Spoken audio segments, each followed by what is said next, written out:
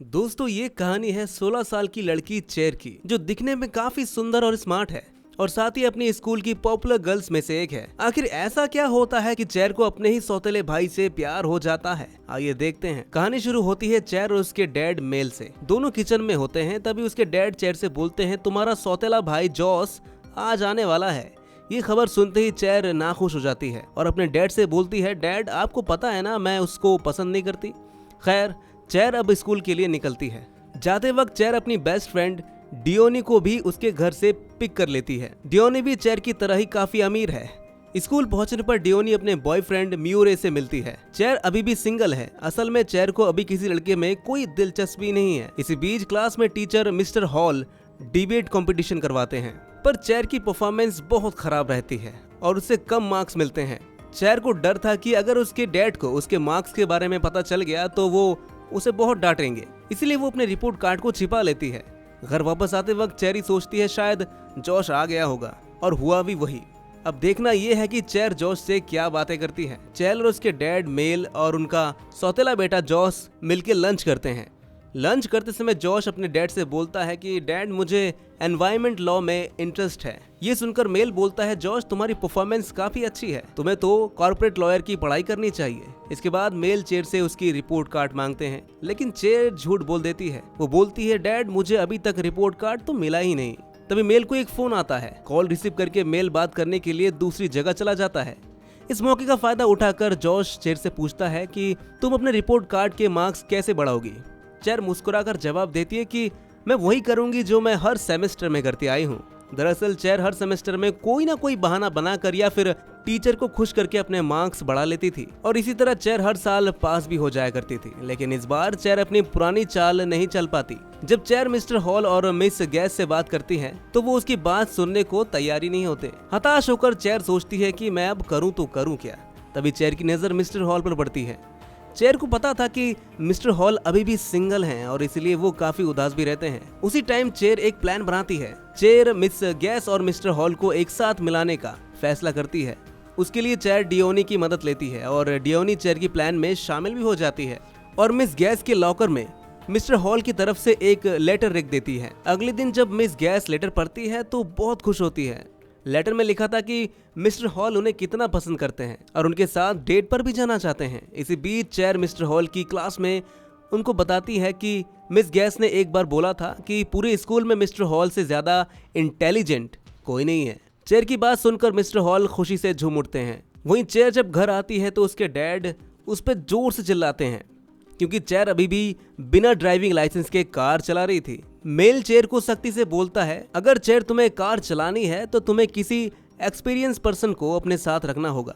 अगले दिन चेर को कहीं जाना था तो वो जॉश से बोलती है, क्या तुम मेरे साथ बाहर चलोगे? जॉश चेर की बात सुनकर चौंक जाता है, पर वो उसके साथ जाने के लिए भी रेडी हो जाता है। फिर जब दोनों गाड़ी में जा रहे थे तो चेर जॉश से बोलती है, मैं स्कूल के 2 टीचरों को एक करने की कोशिश कर रही हूँ। वहीं जॉर्ज बोलता है, अगर तुम यही कर रही हो तो जरूर तुम्हारा इससे कोई फायदा जरूर होने वाला है, क्योंकि मुझे पता है तुम बिना फायदे के कोई काम नहीं करती।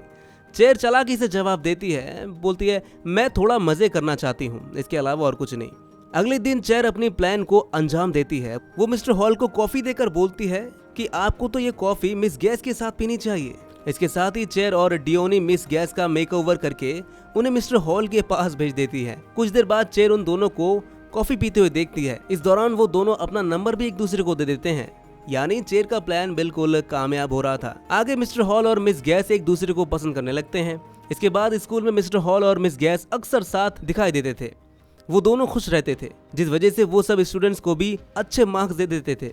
स्टूडेंट्स चेर की इस पहल से बहुत खुश थे और साथ ही सब उसको थैंक्स भी बोलते हैं। इसी तरह चेर को एहसास होता है कि दूसरों की मदद करने से कितनी खुशी मिलती है, इसलिए चेर डिसाइड करती है कि मैं अब से और भी अच्छे काम करूंगी। फिर स्कूल में नई लड़की आती है जिसका नाम है टाई।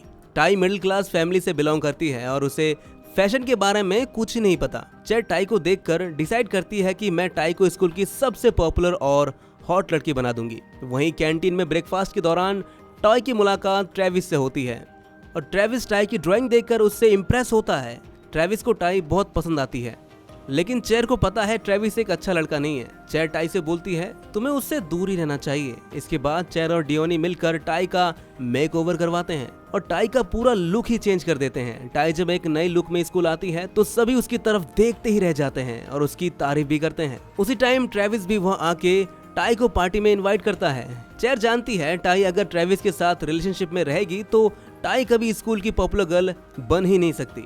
इसलिए चेयर टाई की मुलाकात एल्टन से करवाती है जो स्कूल का सबसे पॉपुलर लड़कों में से एक है। फिर चेयर एल्टन से टाई की तारीफ करती है ताकि एल्टन उसे पसंद करने लगे। फिर उसी रात एक पार्टी में गलती से ट्रेविस चेयर के घुटने पर ड्रिंक गिरा देता है। इसके बाद एल्टन गेम खेलने के टाइम चेयर को किस कर देता है। इससे ये पता चलता है कि एल्टन टाई की बजाय चेयर में दिलचस्पी रखता है। टाई ट्रेविस से बात कर रही थी तो उसी टाइम चेयर उससे अपने साथ ले जाती है और डांस करते समय टाई के सिर पर कुछ लग जाता है जिससे टाई वहीं बेहोश हो जाती है। फिर एल्टन टाई को होश में लाता है और उसके साथ डांस करता है। पार्टी खत्म होने के बाद चेयर एल्टन के साथ घर जाती है। उसी टाइम कार में एल्टन उसे किस करने लगता है क्योंकि उसे लगता है कि चेयर उसे पसंद करती है और पार्टी में वो मुझे इशारा कर रही थी।